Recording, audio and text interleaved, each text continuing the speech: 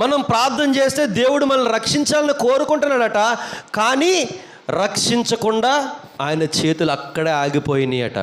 ఎందుకు ఆగిపోయినాయి ప్రభువా, ఎందుకు నా ప్రార్థన నీ దగ్గరికి వెళ్ళట్లేదు ప్రభువా అంటే దేవుడు అంటున్నాడు, మీ దోషములు, చదవండి, మీకు దేవునికి అడ్డముగా వచ్చెను, మీ పాపములు ఆయన ముఖమును మీకు మరుగుపరిచెను గనుక ఆయన ఆలకించడం లేదు.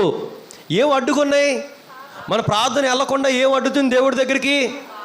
మన పాపం అడ్డుతుంది. మన ప్రార్థన దేవుడి దగ్గరికి వెళ్ళకుండా ఏం అడ్డుతుంది?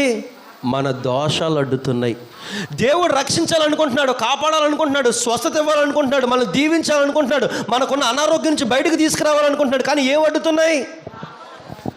మనము చేసిన పాపము, దోషము అడ్డుగా ఉండిపోయినాయి.